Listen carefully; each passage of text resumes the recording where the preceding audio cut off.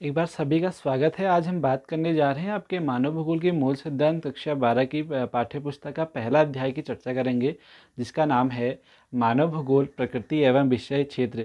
तो प्रिय विद्यार्थियों, आइए समझते हैं आज के इस अध्याय के महत्वपूर्ण बिंदुओं को। तो समझते हैं सबसे पहले कि भूगोल क्या होता है। देखो, भूगोल जो आपके दो शब्दों से मिलकर बना है, जियो धन ग्राफी। जियो का अर्थ होता है पृथ्वी, जियो का अर्थ है पृथ्वी, और ग्राफी का अर्थ है अध्ययन। ठीक है, अध्ययन करना। यानी अगर हम इसका शाब्दिक अर्थ समझें तो आपका भूगोल का शाब्दिक अर्थ है पृथ्वी का अध्ययन करना। पृथ्वी का अध्ययन करना ही आपका भूगोल कहलाता है। हम भूगोल को मुख्यतः दो शाखाओं में विभाजित करते हैं, आपका भौतिक भूगोल और मानव भूगोल। भौतिक भूगोल और मानव भूगोल, यहाँ पर को आज का हमारा पूरा टॉपिक बेस है मानव भूगोल पर। तो हम पूरी भी जो भी बात करेंगे वो मानव भूगोल से संबंधित करेंगे। तो मानव भूगोल को समझते हैं। मानव भूगोल को परिभाषित कर रखा है विभिन्न विद्वानों द्वारा अपने अपने शब्दों में। तो रेडजल जो हैं, रेडजल की अगर हम बात करें तो रेडजल जो है मानव भूगोल के जनक कहे जाते हैं। मानव भूगोल के जो जनक हैं वो रेडजल हैं। उन्होंने अपनी पुस्तक लिखी है एंथ्रोपोजियोग्राफी। एंथ्रोपोजियोग्राफी पुस्तक लिखी है रेडजल द्वारा, चूँकि मानव भूगोल के जनक हैं। वे कहते हैं कि मानव भूगोल मानव समाजों और धरातल के बीच अंतर संबंधित विज्ञान है। मानव भूगोल मानव समाजों और धरातल के बीच अंतर संबंधित विज्ञान ही आपका मानव भूगोल है, ऐसा कहते हैं रेडजल महोदय। बात करते हैं कुमारी एलन सी सैंपल। एलन सी सैंपल कहती हैं कि जो मानव है, मानव भूतल की उपज है। मानव भूतल की उपज है, कहती हैं कि मानव जो है जन्मा है वो किससे, भूमि से ही जन्मा है। बहुत ही बार बोर्ड परीक्षा में पूछा गया है आपका कि मानव भूतल की उपज है किसके द्वारा कहा गया है। तो आपका जो राइट आंसर होगा वो कुमारी एलन सी सैंपल के द्वारा कहा गया है। बात करेंगे आगे, मानव भूगोल की प्रकृति क्या है। देखो, प्रकृति को समझने के लिए आप पहले मनुष्य को समझिए। हम कहते हैं कि हम मनुष्य के लिए कहते हैं कि मनुष्य की प्रकृति कैसी है, किसी मनुष्य के नेचर के लिए हम कहते हैं कि कोई व्यक्ति बड़ा हंसमुख स्वभाव का है, कोई दयालु किस्म का है, कोई बहुत ही गुस्सैल किस्म का है। तो उसी आधार पर यहाँ पर देखते हैं कि जो मानव भूगोल की प्रकृति कैसी है, उसका नेचर कैसा है। हम यहाँ पर मानव भूगोल की बात कर रहे हैं, तो मानव भूगोल का नेचर कैसा है। तो समझते हैं कि जो मानव भूगोल है वह मानव केंद्रित विज्ञान है। मानव केंद्रित विज्ञान है, यानी मनुष्य के केंद्र में रखा गया है और मनुष्य के आसपास जितनी भी घटनाएं घट रही हैं वो सब मानव भूगोल के अंतर्गत ही हम अध्ययन करते हैं। यानी मानव जो है, मानव केंद्रित विज्ञान ही क्या है, मानव भूगोल है। बात करेंगे कि सामाजिक विज्ञान है। मानव भूगोल क्या है, वो सामाजिक विज्ञान है। अब हमने कहा कि जो मनुष्य है, मनुष्यों से ही मिलकर क्या है, समाज का निर्माण हो रहा है। उस समाज में जितनी भी घटनाएं घट रही हैं वो सब क्या है, वो सामाजिक विज्ञान के अंतर्गत ही हम उसका अध्ययन करेंगे। आइए बात करते हैं आगे, क्षेत्रीय भिन्नताओं पर आधारित है। मानव भूगोल जो है वो क्षेत्रीय भिन्नताओं पर आधारित है। देखो, विभिन्न क्षेत्रों की अगर हम बात करें तो वहाँ की संस्कृति, वहाँ का रहन सहन, वहाँ की भूमि सब अलग होगी, वहाँ का वातावरण अलग होगा। वहाँ की अगर हम बात करें तो वहाँ के जो सांस्कृतिक जो क्षेत्र हैं, जो वहाँ के अगर हम बात करें ऐतिहासिक जो क्षेत्र हैं, वहाँ की व्यवहारवादी जो सोच है वो अलग होगी। तो क्या होता है कि क्षेत्रीय भिन्नताओं पर आधारित है आपका मानव भूगोल। आइए चर्चा करते हैं आगे भौगोलिक विचारधाराओं की। तो भौगोलिक विचारधाराएं की मुख्यतः यहाँ पर तीन विचारधाराएं आती हैं आपकी। नियतिवाद, जिसे निश्चयवाद भी कहा जाता है, निश्चयवाद या नियतिवाद विचारधारा। यह विचारधारा अगर हम बात करें तो मुख्यतः पूरी की पूरी फोकस है आपकी प्रकृति पर। यहाँ पर जो है मनुष्य प्रकृति का दास है। जैसा प्रकृति चाहेगी वैसा मनुष्य को करना पड़ेगा, जैसा प्रकृति चाहेगी वैसा मनुष्य को करना पड़ेगा। यानी प्रकृति जो है वो सर्वोपरि है। नियतिवाद या निश्चयवाद के जो प्रमुख विचारधारक रहे हैं वो आपके रेडजल और सैंपल रहे हैं। रेडजल और सैंपल जो है आपके वो नियतिवाद के विचारधारक रहे हैं। बात करते हैं संभावनावाद के। संभावनावाद का यहाँ पर को मतलब ये है, संभावनावाद को आप ऐसे समझ सकते हैं कि जो मनुष्य है, मनुष्य अपने विवेक के द्वारा प्रकृति में बदलाव कर सकता है। एक उदाहरण के द्वारा समझते हैं, जैसे किसी क्षेत्र विशेष में वर्षा नहीं हो रही हो तो वहाँ पर को क्या होता है कि वैज्ञानिकों द्वारा ऐसे रसायनों का प्रयोग करके कृत्रिम वर्षा कराई जा सकती है। तो हम यहाँ पर कह सकते हैं कि जो मनुष्य है, मनुष्य के द्वारा प्रकृति में बदलाव किया जा सकता है। यानी संभावनावाद के अगर हम सरल शब्दों में कहें तो यहाँ पर को मनुष्य जो है सर्वोपरि माना माना गया है मनुष्य अपने विवेक के अनुसार प्रकृति में परिवर्तन कर सकता है। इसके मुख्य जो प्रवर्तक रहे हैं आपके, वो विडाल डी ला ब्लांस रहे हैं, विडाल डी ला ब्लांस रहे हैं।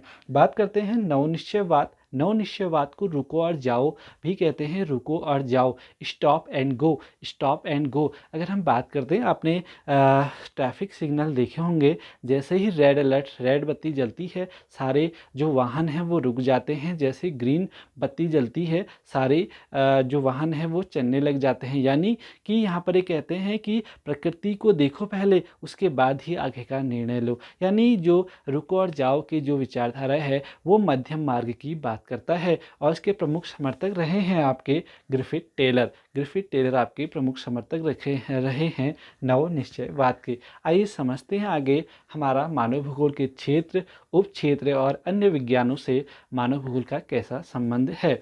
बात करेंगे क्षेत्र की, तो क्षेत्र की अगर बात करें तो मानव भूगोल के क्षेत्र आपका सामाजिक भूगोल, आपका नगरीय भूगोल, आर्थिक भूगोल, राजनीतिक भूगोल, जनसंख्या भूगोल और आवास भूगोल है। अगर हम इसके बात करें उपक्षेत्रों की, सामाजिक भूगोल के अगर हम उपक्षेत्रों की यहाँ पर बात करें तो व्यवहारवादी भूगोल है, सांस्कृतिक भूगोल है, ऐतिहासिक भूगोल है और चिकित्सा भूगोल है। बात करते हैं आर्थिक भूगोल के उपक्षेत्रों की, यहाँ पर को संसाधन भूगोल है, कृषि भूगोल है, पर्यटन भूगोल है। अगर हम बात करेंगे राजनीतिक भूगोल के तो निर्वाचन भूगोल है और सैन्य भूगोल है। इनका अन्य विज्ञानों से संबंध देखते हैं, जैसे आपका मनोविज्ञान से है। मनोविज्ञान का मतलब होता है मन का विज्ञान। देखो मन का विज्ञान का मतलब है, देखो इसी से कड़ी हम जोड़ते हैं। देखो व्यवहारवादी भूगोल, सामाजिक भूगोल, ठीक है। सामाजिक भूगोल का मतलब क्या हुआ कि समाज के अंतर्गत मनुष्य के क्रियाकलापों से, अब वहीं पर को देखते हैं व्यवहारवादी भूगोल।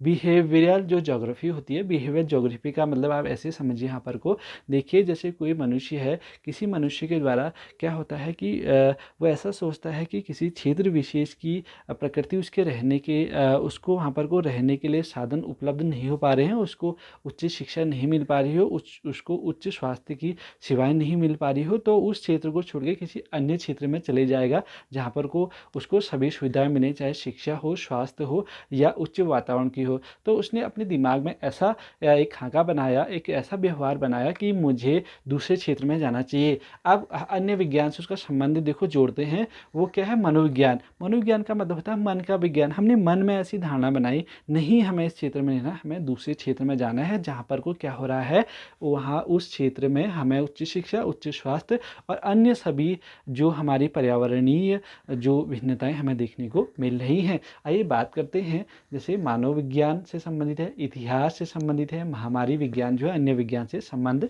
है।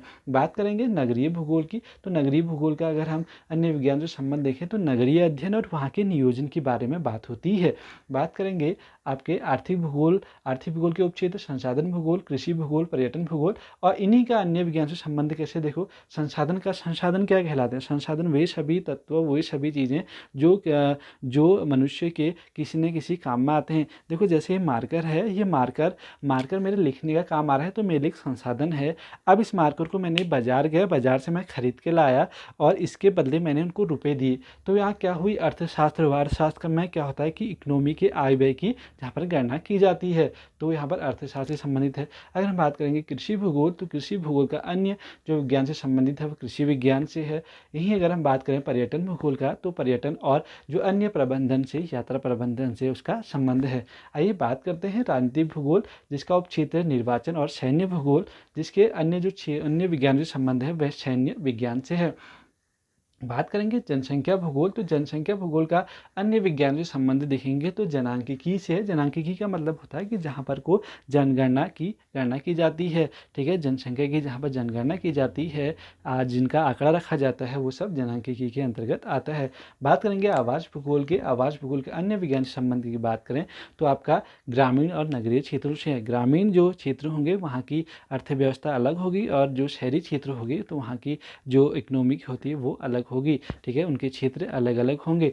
बात करेंगे उपागम के, मानव भूगोल के उपागम क्या होंगे। देखो बहुत ही सरल शब्दों में की बात करें तो उपागम का मतलब अप्रोचेज, और कैसे अप्रोचेज कि किसी विज्ञान को समझने के लिए हम कैसे कैसे अप्रोच लगाए, कैसे हम उपागम रखें कि जिससे हमें विज्ञान जो मानव जो भूगोल है वो बिल्कुल सरल शब्दों में समझ में आ जाए। यानी उपागम का मतलब है किसी चीज़ को समझने की वो प्रक्रियाएँ क्या क्या हैं। तो जैसे कि बात करते हैं अन्वेषण और विवरण की बात करते हैं तो शुरुआती दौर में क्या हुआ, शुरुआती दौर में खोजें शुरू हुई, ठीक है। लोगों ने स्थानों को खोजा और स्थानों को खोजने से वहाँ देखा कि यहाँ की जो प्रकृति है, जो वहाँ का स्ट्रक्चर है, वहाँ के उच्चावच हैं, पर्वत पठार मैदान है, तो उसके अनुसार वहाँ बसाव शुरू हुआ।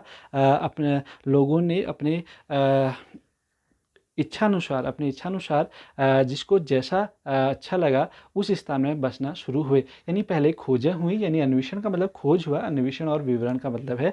तो अन्वेषण और विवरण जो है इसका पहला उपागम है। बात करें प्रादेशिक विश्लेषण की तो प्रादेशिक विश्लेषण में क्या होता है, आपके पूरे प्रदेश के आधार पर पूरे प्रदेश को एक साथ में इसका यहाँ पर अध्ययन करा जाता है। किसी प्रदेश विशेष में रहने वाले मनुष्य के हम यहाँ पर बात करेंगे, किसी प्रदेश विशेष में रहने वाले पूरे मनुष्य का एक साथ हम यहाँ पर को विश्लेषण करते हैं, वो आपका प्रादेशिक विश्लेषण हो गया। क्षेत्रीय विभेदन का मतलब है किसी क्षेत्र विशेष के आधार पर अध्ययन करना, वो आपका क्षेत्रीय विभेदन है।